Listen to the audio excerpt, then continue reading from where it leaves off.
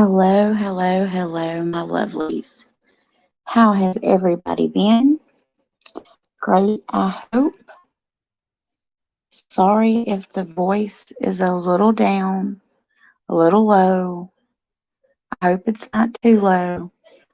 I have a nurse that left my door open, and so you'll probably hear sounds throughout the rehabilitation center. So please ignore it if you do. Now, I've got some news. Don't have any updates on Chase's little boy. I'm sorry. I don't. Um, my grandmother passed away yesterday at noon. So I have been dealing with that. It's never easy to lose a family member. You guys hold on, let me get my co-host in here. There we go. Hey Roth, can you hear me?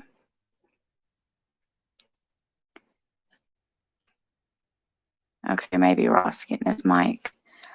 But anyway, hi Nightwolf, hi Joanne, hi Dizzle. It's good to see you all. But like I said, I lost my grandmother yesterday, and we've been dealing with that. Her graveside service will be Saturday, and it's going to be too cold for me to be there. Hey Melissa, how are you? Hello. Ross, did you finally make it in? Yeah, I should be in now. Yep, I hear you loud and clear.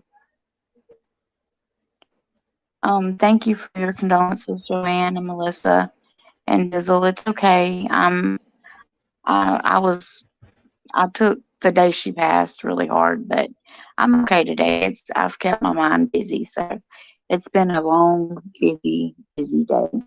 Mm-hmm. And I've already taken my night meds, so they should be kicking in soon. So I shouldn't really be feeling much of nothing. But if y'all haven't noticed, I have a new co-host, Ross Yeah. Stream. Welcome to the stream. Chat, stream, Ross. Now we all know each other. Mm-hmm. But I know a couple of you have asked me how I've been doing, and just a quick update. I went and seen my surgeon Monday, and they took all the staples out. They debriefed one of my stumps, and they also took a suture out. None of it hurt, by the way, which I was terrified. Thank goodness for the driver that drove me down there, because my driver held my hand the whole time and told me, "You're going to be okay. I'm not going to let them hurt you." And and the surgeon told me that my wounds look good and they look like they're healing. It's just going to take a while, and they're going to have to heal from the inside out. But until then, it's just going to take time. So I'm hoping to go home to my new home. I'm hoping before Christmas. That's my goal. Mm-hmm. So other than that, I'm doing good. How are you, Roth? Are you doing good? I am doing all right. Just kind of just had breakfast for myself, and otherwise I'm doing all right. Yeah, I was talking to somebody earlier, and I was telling them that we were going to be doing a live stream, and they said, "What time?" I said, "Well, I guess whenever Roth wakes up." They said, "Huh?" I said, "When the sun goes down." I was like, "That's when he gets up." Mm-hmm. That's like the nighttime is his daytime. They're like, "Oh, hey Fox, how are you?" In Dark Woods. Good to see everybody. I miss everybody so much. Well, Ross, as you can tell by the title of the stream, I named it Dragons, Demons, and Daemons. Oh my. I saw. Yeah, and I know that you have a lot of info on those topics. Mm-hmm. So, That which that one I would do. you like to start with?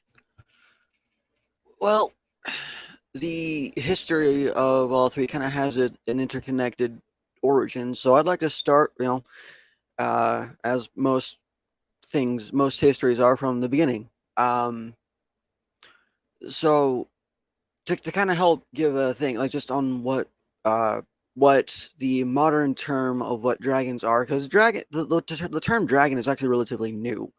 There have been a lot of names, a lot of terms, and the one I know dragons to be by is Azuranai. That is what Mhm. they are known as, more or less uh, called sky serpent, because serpent, beast, all these things have all been used to say what dragons are. Yeah. But in the beginning, when the universes were when a universe is basically being created, built up, ready for life, dragons are what are used to help garden over and sometimes micromanage the upbringing of those places. Basically, to make sure that the any agents of chaos doesn't go in and completely screw things up. Ah. Uh, so just to go very specific here on the creation of this particular planet Earth, dragons were called in to guardian over the old world to make sure that everything went right. Yeah. And dragons are creations of Jehovah. Uh, there are there are a lot of purposes for dragons to have been, but yeah, the main one is to guard over the place to make sure that nothing goes wrong. And if something does go wrong, they can tell him, or if they can deal with it themselves, they can. And dragons, despite some popular beliefs, they are, dragons are a people. They have civilization, they have language. I recently had even found out from another stream that the language I had been speaking, which I knew as a type of Draconian, is a dialect known on Earth as Sanskrit. So that was surprising to me. So Oh. so Sanskrit is a dialect of Draconian. So people know that's a real life Draconian. That if anyone knows how to speak Sanskrit, like I do, I didn't know it was called Sanskrit here. Oh, that's interesting. Hmm. I didn't know that. Yeah, and to I guess go with the others. A demon is a fallen angel, one of the fallen that served Lucifer. Lucifer himself is a fallen. He is the king of the fallen. Hmm. And on the third one, a daemon is a is an infernally born, naturally occurring species. They are what demons took their looks to look like. Daemons, however, are completely natural. I guess, not to get too biblical with it, but daemons actually still have that connection to the divine that demons do not. Uh, Okay, I see. Because demons fell from heaven, yes, and demons demons never did fell. not. Yeah, Okay. and to I guess go with that very quick the reason why you hear the whole the, Lucifer did a whole lot of mud dragging, or dragging through the mud a lot of species, a lot of beings, because he was, I guess, bereft, in desperate need, or because when you're an angel of heaven, then suddenly you get cut off from all of the divine aspects, but you still have your power. You want to reconnect to it. So it it was Lucifer who assumed the form of a dragon. It wasn't a snake. It wasn't some python or an anaconda. It was a dragon that he took the form of when he seduced Eve. Hmm. And I've heard that before myself. that's one of the reasons why they call him the dragon, the serpent, the beast, is because he decided to take. Okay, so I guess a bit of disclosure here. I have said in previous things that I am a being whose soul does not match my body. My body Hmm. is more or less human, but my soul is Azuranai, as we have already talked about. I'm a draconian spirit, and I can safely say, as a draconian spirit, that Lucifer is not a dragon. He does not stand for us. He does not represent us. He has no actual connection to us or Daemons. He is simply a fallen angel who decided to drag demons, or who decided to drag Daemons and dragons through the mud. So that's why our names have been stained so much, and why Daemon's appearances have been stained so much. Because people think that we're evil, but no, it was him wrecking. Think of it like how certain groups will drag certain cultures or ethnicities through the mud by assuming uh, the responsibility of the guilty party's actions as, oh, it was these guys that did it. No, it wasn't. It was you that did it. You had no connection to them. Yeah. And so, yeah, so demons took the appearance of Daemons, or the copied off appearances of Daemons, and even then, Daemons are, well, prettier than demons. I'll say that. Yeah. And then the dragon, the serpent being a representation of Lucifer is completely inaccurate. That was honestly, well, Lucifer's part, I guess, because, well, he I guess he thought that we done him wrong as well, because maybe at one point in time, way before I was created as a soul, he tried to ask for our help, and we said no, nuh-uh, not at all. Yeah. Hmm.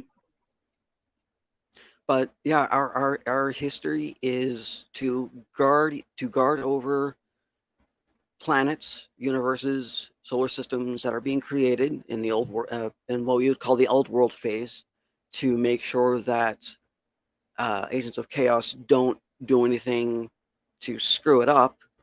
And after those things are created, we then kind of stick around as advisors, wise sages.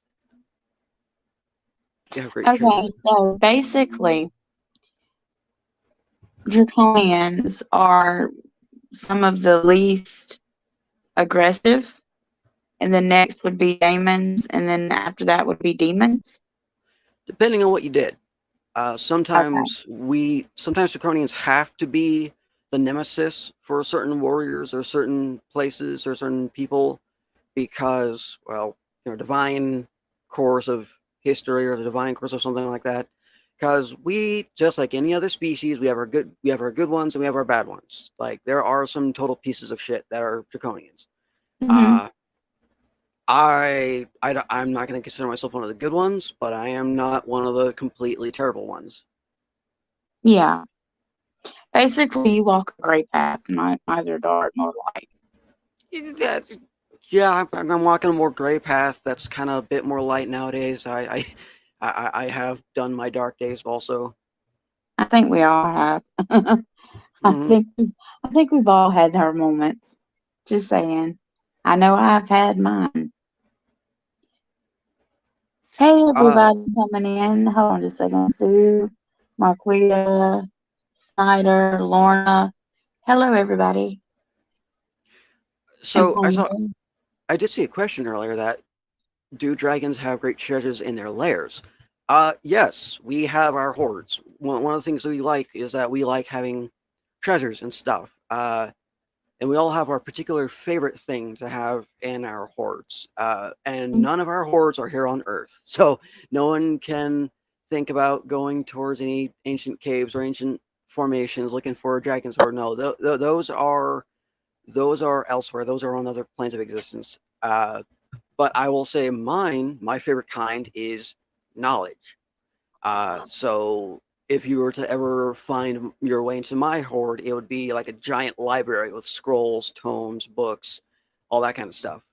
But I'm not sure yours being like kind of like a yeah, labyrinth of books and stacks and just scrolls everywhere. yeah, I've got I've got other stuff in there, but like how even certain games have put it, we do heavily defend ours, because that is kind of our stuff that we like to keep. Now, because everyone wants to protect their properties, protect their stuff, and we do the same. It's Yeah. just typical behavior. So it is kind of funny how modern day video games and other gaming systems and movies and all that get some stuff right, but other times it it goes completely off of creative license. Ah. So yeah, as with everything else, we of the other side are always watching to think, how close or how far are they getting to the truth about certain things? And See, that's what makes me wonder when they always say dragons have treasure. It always made me think that it wasn't actual treasure. It was what they knew, what they were, the period of time that they were around. I don't picture it as like, I'm not saying draconians don't hoard anything. I just don't picture it being like diamonds and sapphires and rubies. we have our treasuries like that, but that is usually very few dragons, and very few dragons have like what people think of as typical treasure, like a giant chest of coins and whatnot. As very few of Mhm. them have that as a primary. The primary ones for most is something that's not typical for what you think of as treasure. Um, and as the old adage goes, knowledge is power, Yeah. and the greater or deeper knowledge that you have, the technically speaking, the more power you have. Um, and to also kind of help with the explanation, like I think a lot of people have heard this, names have power. Names and titles have power, and the more titles, names, uh, hell, even some nicknames give you actual power on the other side of the veil. Because as whoever, well, I think Jehovah's the creator, but as whoever really kind of coined it in, yeah, the more names and titles you have on the other side of the veil attached to you and attached to your soul, the more power you have. Because apparently, I can't really explain it. It's just really deep world magic. Yeah. And that's also the other reason why you never talk about what your true soul name is. And most people who think what their real name is isn't their real name, because their real name is attached to their soul. It's not given to you by your parents at birth. They're just calling you what they want to call you to.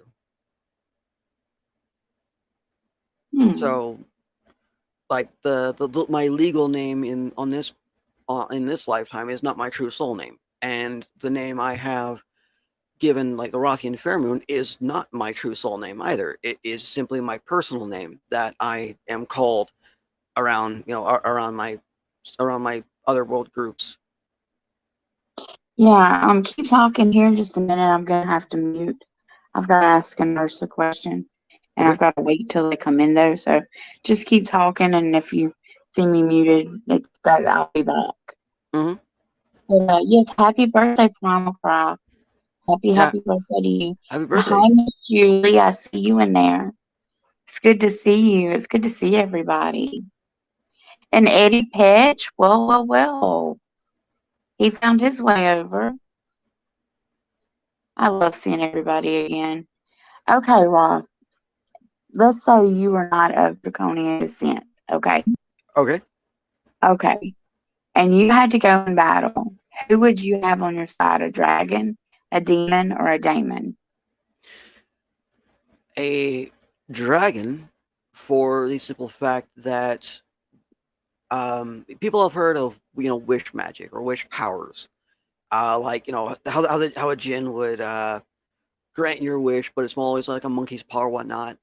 There are Hmm. such things as draconian wishes, and I don't really have any real understanding of that power, but I just know that if you go to like a major head figure, like a major king in the dragon power structure, and ask, for a wish there, then the wish would go much less like a monkey's paw and much more like a genuine wish that you like. It's almost like you're saying, hey, I need help with this or that, and depending on their mood, depending on how the fates, and because most culture, most actions of the other side are determined by fate and destiny. The fates and destiny, maiden mother crone. Yeah. We rely heavily on fate and destiny because we don't have the kind of free will the humans have. Humans have complete free will. They have the complete free will to damn themselves as they are to save themselves into paradise, whatever paradise they so choose. We don't necessarily have that much freedom. We do have freedom. We do have free will, just not the same way. But we also view that as more of a blessing. because we know where we're going to be able to go in the afterlife. We all have afterlives to go to. Some realms are afterlives only for mortal races. Others are just a place to go for if you're not a mortal. Oh, okay. So, going by certain places like Lucifer's hell is not an afterlife for us. It's Yeah. just a place. Uh, Well, then, with that being said, what do you think about Dante's Inferno?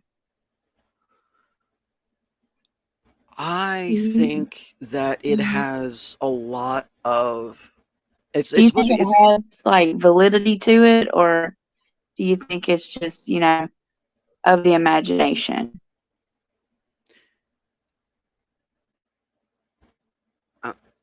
uh, Dante had a lot of interesting ideas, and he took some inspiration because word up the grapevine was that someone had a conversation with him once in a bar while he was trying to figure out how to write the book, the Divine Comedies, and that person just so happened to be one of the other side. And even though Dante didn't take all of the advice or all of the cues, uh, And if you, purgatory. okay, hold on, my phone. Okay, it was my phone. Mhm. My phone just totally messed up. But can you hear me now? Yes. All right, good. Because I missed everything you said, but that's okay. What about purgatory? Ooh, Uh, Purgatory, the way I know it, is like it's like a waiting room. Like in some ways that that are accurate when written. It is a waiting room, but it usually stems more toward you're awaiting your trial. You haven't been completely evil, but at the same time, it's not necessary. It's not the waiting room for people who might be on the list to heaven. It's more on the list of people who have done a lot of wrong in their lives, but they made a turnaround at a late stage in their life, even though it was for selfish reasons, and they where they might be going afterwards. you know what? When I hear purgatory, what I think about? I think about that scene in Beetlejuice where the two humans get sent down below to get the Book of the Dead and to be told, how to scare the living, Yeah. and they're in this waiting room. That's what I think of purgatory. I think of purgatory as this big waiting room that you're going to go through door A, door B, or door C, and you're assigned this door, and that's your fate. Just my thought, Hmm. but that's what I think of when I think of purgatory. I know a lot of people think of it differently, but I'm different too. So, and I'm really different from what I was 6 months ago. I'm a whole new me. People just don't know. Understood. Yeah, definitely. I've lost a whole new me too. I've lost over 100 pounds in 4 months. Oh wow. Yep, I'm a whole new me. And then I chopped my hair off today. All my long, pretty hair is gone. Mm, So I'm doing the whole total new me. awesome. Dev, hey, hon. Good to see you. And I think just to help talk about some of the more nerdy side, because I know that at least in popular culture, there's a lot of debate about dragons and certain aspects of them. Hmm. So the Azuranai, which are mostly the Western dragons, have a few main body plans. There's the one that I have, which is what a lot of the typical dragons have, where it's the uh, two arms, two wings, two legs, a tail, mostly are able to fly and have the basically if you look at Drago from Dragonheart, that is the typical Azurnai Dragon Main Form 1, I guess you could call it, the Draconis Majernus. Uh, and then the another type is where it's 2 arms, 2 legs, the Earthbound. Not Earth, no, not Earthborn, but just they're not ones who fly. Yeah. There is the Serpentine type, which is mostly waterborne, where they have sometimes arms and legs, but most of the time they look like a giant sea snake, but not. And then you Hmm. have the type that is most common with what the current popular depiction of dragons are, where it's 2 wings and 2 legs. I could Hmm. call them, we call them wyverns. They also have the term wyrm. Uh, and then we also have the hydra, which is kind of like a. So we have a few subspecies of dragon, but the main primary body plan is, Drago from Dragonheart. Oh, okay. And then Hmm. we also have the Eastern Serpents, which are not Azurnai. They are Long, if people remember those. The Chinese and Japanese dragons. They are more or less all in the same family there. So you've got 2 distinct families of dragons, and I don't know everything about the Eastern Serpents. I'm still learning about them. Like, I would need to talk to one in order to fully understand their history. Uh, Yeah. what color Miss are Jones dragons? in chat. Yeah, she wants to know what color are the dragons? Depends. Um, Most high-ranking dragons are represented either by a gemstone, an aspect of nature or an aspect of the universe, and that's their primary color set. Others are just dependent on what environment they're currently in or living in. So we can change our color. We just generally have our default colors that we stick with. Mine are either because I'm able to look through the veil, look at my own self. Hmm. I'm either I range from coal black, coal and soot black, all the way up to white hot flaming embers. That's my color range. So Oh, the colors wow. the colors of fire, ash, and dust, and soot. Oh, okay. So you're more of a fire element dragon then. Yeah, yeah. That makes sense.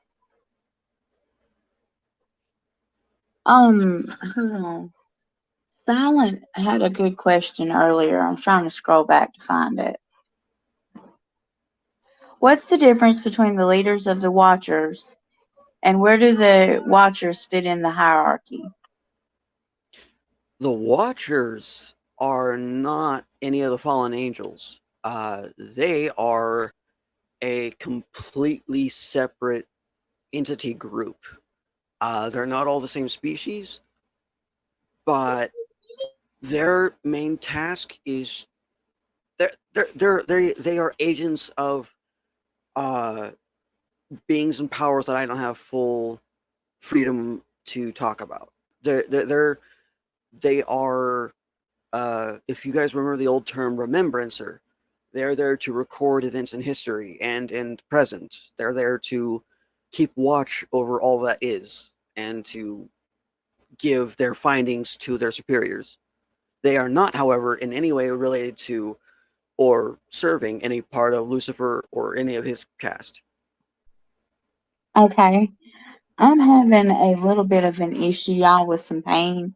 That's why I'm having to talk to a nurse, and she's going to go get another nurse. So if I keep muting my mic, I'm so sorry, but that's what's going on. I did not anticipate this to happen, Mhm. but I can't help. Pain is pain, and you have to report it here Yeah, because they check on you a lot. So, but Julie says she's gonna have to start this from the beginning, but Miss Jones says, "How about Hunter Green Dragons?" there are dragons that are green. Yeah, yeah. I Um, think they're all types of colors. there I can are. just imagine like some that are like a coppery purple to purple, a teal bluish green, shift to like a lighter lime green, a brown to black. I don't know. My mind just runs away in fantasy land when I think about dragons because I can imagine them in 10,000 ways. Hmm. And Dark Woods, yeah, you're correct. We are really good with magic. That's one of our fortes. We're really good with magic. Yeah, I would say so. From what we And know. the way we use magic is really best utilized on the other side of the veil, because on this side of the veil, ugh, I'm glad I'm able to do all I can do, but there's a lot that I wish I could do that I can't do. Yeah. Hmm.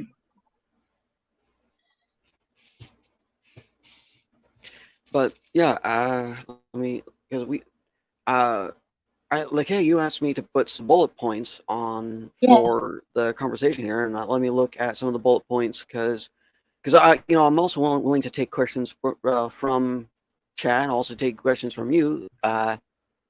Misconceptions, terminology. I think I got all of mine because I wanted to make sure there was a lot of open room for anyone else. Oh, Eddie asked a question. How many entities can take the form of an orb if that is what an orb is? An orb, all kinds of entities can take the form of. An orb is essentially just a spheroid shape of magic, and it can be anything. It can be a wisp of energy. It can.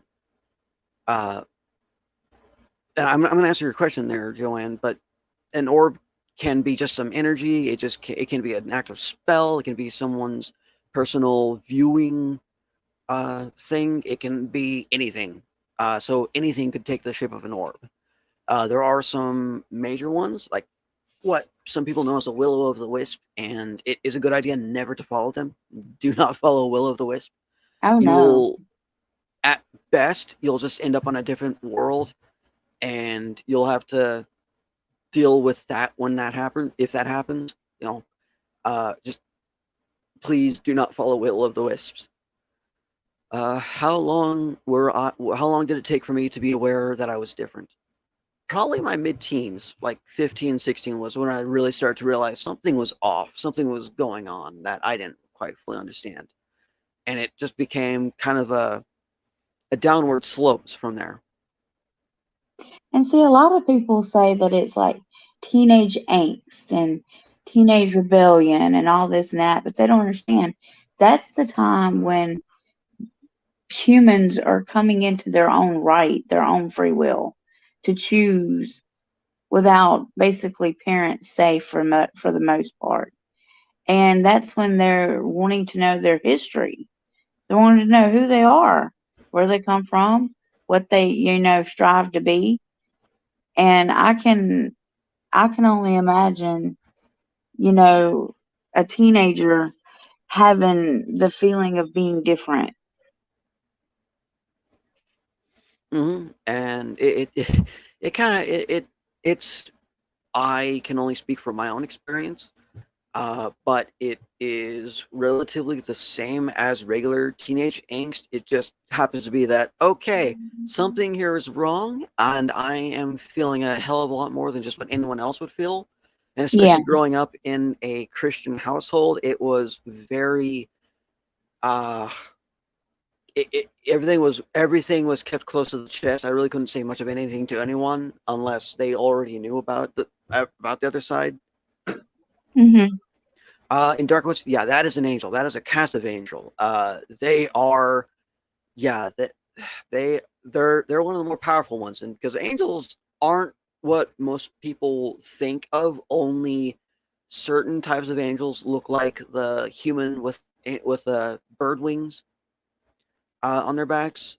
The rest of them have all kinds of shapes and forms that are some people would call terrifying. Like, to look at an angel's look is most of the time to look at something that you can't really comprehend, and when your mind tries to comprehend it, you do kind of feel unnerved by it.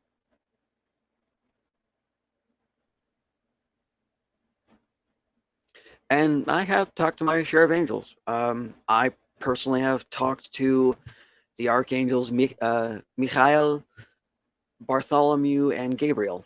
And one time, no, okay, I cannot talk about that one. But yeah, uh, yeah, I have seen my fair share of angels too. Oh, wow.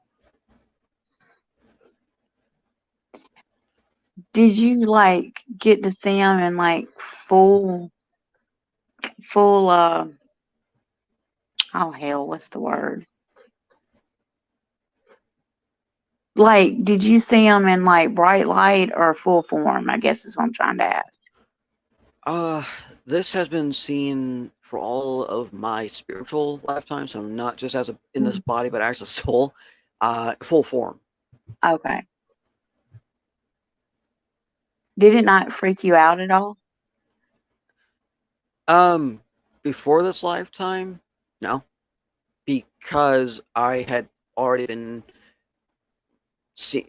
I had already been used to seeing all the forms of other beings. Because before this lifetime, and in my first, you know, before I even came onto this planet, I was in true body. I was more or less growing up as what I am. So it didn't scare me in the same way that it would scare a lot of immortal races. It probably scared me in a different way. It was more of a, oh crap, what did I do?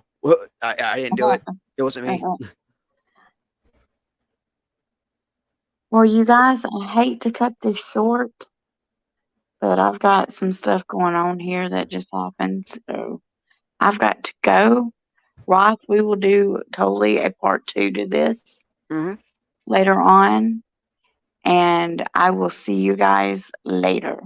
Love, peace, chicken grease. Have a good one, everyone. Good night.